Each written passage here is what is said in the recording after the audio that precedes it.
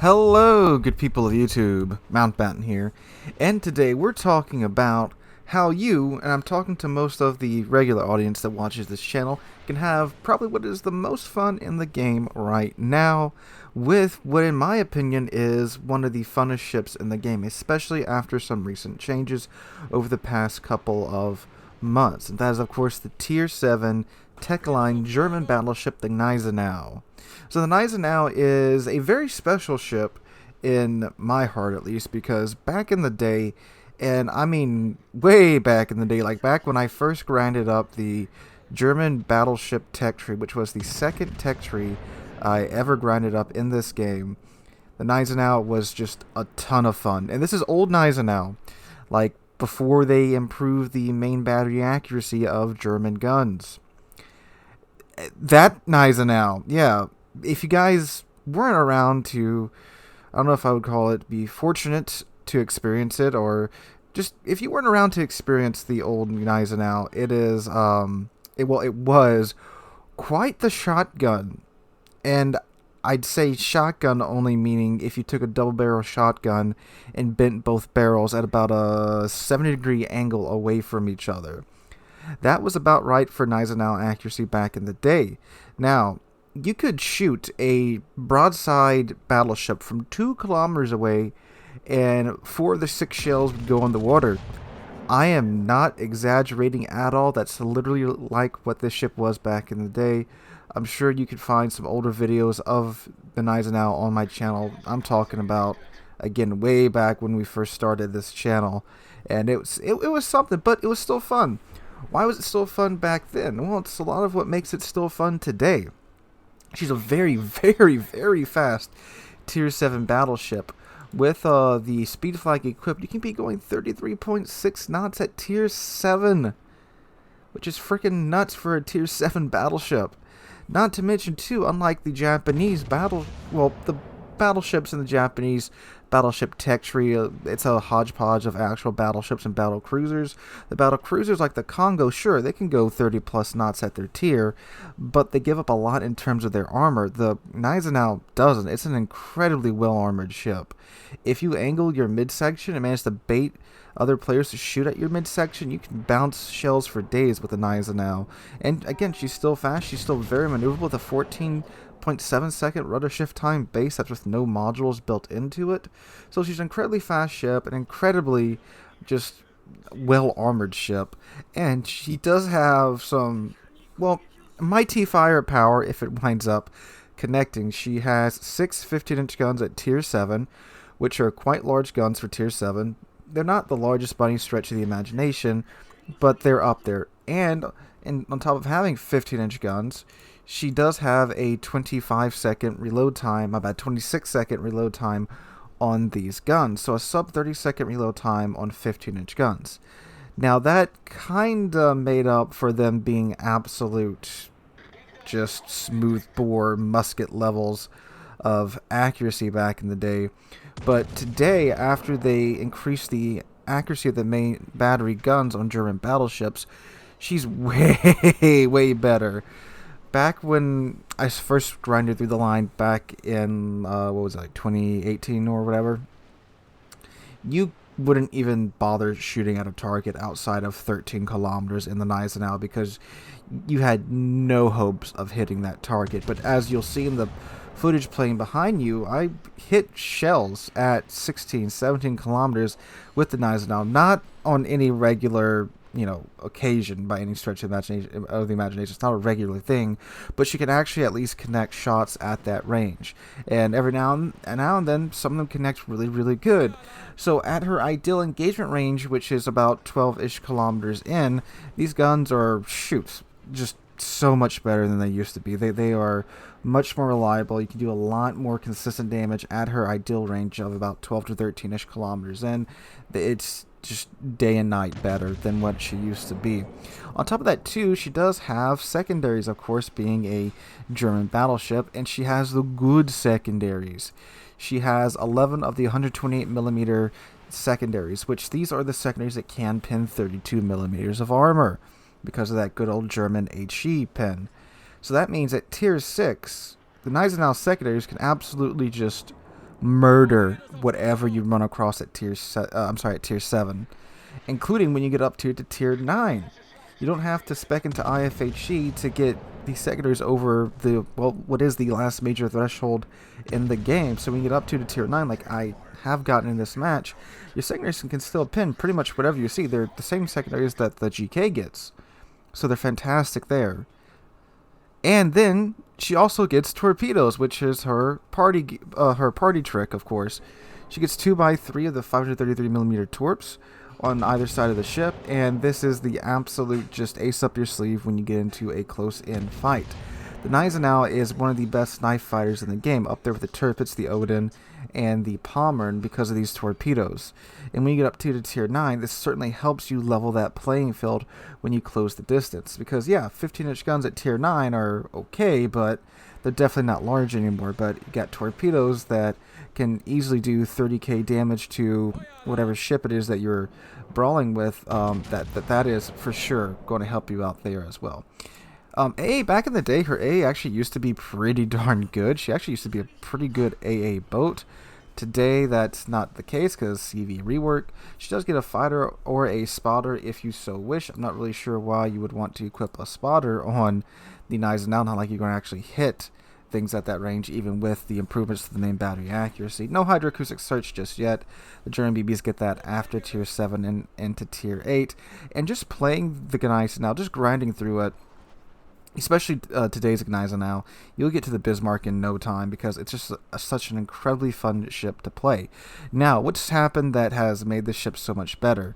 Well, if you guys remember, we had that little commander rework some time ago that changed secondaries around quite a bit. One change was that just about across the board, secondaries got a range increase, and that does also apply to the Gneisenau. So she has 9.5 kilometer secondaries now if you build fully into them, flags and all. 9.5 kilometers. Almost 10 kilometer secondaries. Before, I think they topped out around, I think it was 7.5 or 8. Just that extra almost 2 kilometers of range is so much better now. Especially when this ship is top tier. Now, like I've said before, tier 7 is unfortunately no longer in a position to where it gets top tier a lot. However, you will be finding yourself mid tier a fair bit too. And 9.5 kilometer secondaries at tier 8 is pretty darn good as well. Now, granted, it's not the 11 kilometers, the 11.5 kilometers of the Bismarck and the Tirpitz, but with the Gneisenau speed and maneuverability, you can definitely make it work. Now, of course, you have to play smart. You can't just go unga boonga right on in there and expect to do amazingly well when you get up tiered. In fact, I'm showing you a worst case scenario in the background right here. This is double up tiered. It's a standard battle on a fairly open map. Sure, there's islands all over this map, but the way the battle goes, I don't really get to utilize them too much. But as you see, what you really want to do when you get up tiered in the Gneisenau is play it like a battle cruiser, because it kind of was a battle cruiser. And of course, we could have plenty of arguments over whether or not the Gneisenau class was or weren't a battle cruiser, or you could have arguments over the name of the class, because it's apparently Gneisenau or Scharnhorst class, depending upon who you ask. You know, we could have those arguments. But anyway, play it like a super cruiser. Play it like a more heavily armored Siegfried when you get double up tiered. But unfortunately, you don't have the accuracy of the Siegfried's guns. If the Gneisenau did have the accuracy of the Siegfried guns, then boy, I'd be. I don't think I've ever stopped playing this ship if it did have those guns. But anyway, you gotta move around a lot. Use that maneuverability to your advantage. You don't really want to be caught in any position, really, even when you're top tier. Just sitting bow in or sitting still in general in the Gneisenau or even the Scharnhorst is a terrible idea. Use their speed, use their maneuverability to avoid being shot. And yes, it does have good armor if you get shot, but like I've said time and time again, with that German battleship armor, being shot at range hurts a lot, because your armor is nice and chunky at that range. Now, close in, again, it's absolutely fantastic, but at range, you don't want to get hit, especially when you're facing Tier 9, which has a lot of 457mm guns now. I do think I get touched somewhere in this replay by, I think, the enemy's Georgia, and you can see that it does definitely hurt. Or I get caught somewhere and I eat. I think it's actually the Isimo's guns, and you can tell at range it definitely hurts. But when you play this ship like a battle cruiser or a really heavy cruiser, super cruiser, whatever you want to call it, it's really, really nice now. You've got guns that, after they change the accuracy, can actually perform decently well at mid-range. You have 9.5 kilometer secondaries. You've got torpedoes. You've got just almost everything you need to really, really push the ship now. A whole lot more than you could back in the day. And it's been a pretty good experience with me so far. Now, again, you are going to run into situations where you're double up tiered, and that sucks. And yes, when you get double up tiered as a tier 7 battleship, that's honestly, in my opinion, one of the worst up tiers you can get, because the power jump from tier 7 to tier 8 is so large, and now you're going from tier 7 to tier 9. It sucks. But today's Gneisenau is a lot more well equipped to deal with that than yesteryear's Gneisenau.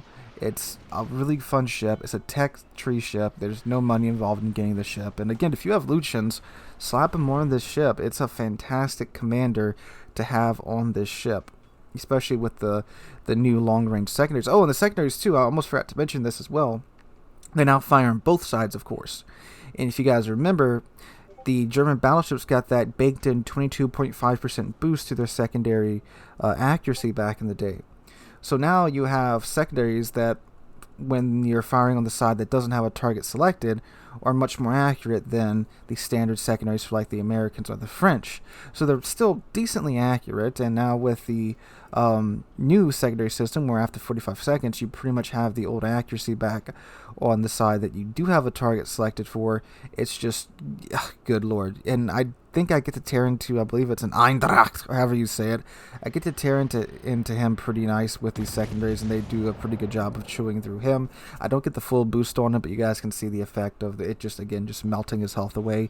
They do get to chew through a couple of other targets as well, and did have a pretty decent chunk of damage from the secondaries at the end of this match, although I didn't get to use them too much, because again, the range on this match was just really out there, because again, it's a tier 9 match and it's standard battle.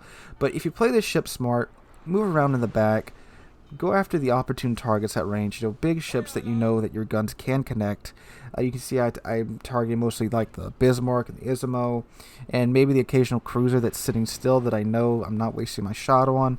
The ship can do quite well, and as you'll see at the end of this match, the ship did very well for being a tier 7 and a tier 9 game. And the most important thing was, this was a fun game.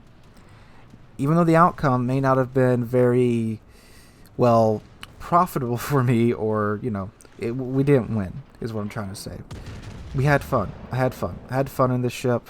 It was a fun game. Wasn't a blowout match. I know that is, in and of itself, kind of becoming a rarity now, but the match was fun. I got to do stuff. It wasn't over in 5 minutes, and the enemy team didn't fold. My team didn't fold in 2 minutes and 30 seconds like I've had some teams do. I'm not saying that the match ends in 2 minutes and 30 seconds, but I'm just saying, it's basically over by the 2 minute and 30 second mark, because half the team's dead, or all the DDs are dead, or something like that's happened. We've all been there. It was just a good old match in the Gneisenau, even being a worst case scenario match for this ship, and being top tier. This ship, good lord, think about running around tier 5 ships with a 33 knot battleship with torpedoes and secondaries that go out to 10 kilometers almost. It's a blast when this thing's top tier, but the reality is you don't get that much anymore. But like I just said, with this ship, if you play it smartly, it can be a fearsome contender even in tier 9 matches. Anyway, guys, just want to share that with you guys. I've been playing her a bit more, especially since the commander rework, and I just got to the point where I feel like I could pretty well put my thoughts together and share them with you guys about the tier 7 tech line German battleship, the Gneisenau. Hope you guys enjoyed. If you did, make sure to drop a like, leave a comment, subscribe to the channel. We're on our way to 30,000 subs, just past 28,600 a few days ago. I cannot thank you guys enough for that. Hope you're all having a wonderful Thursday. Hope to catch you guys in the next one.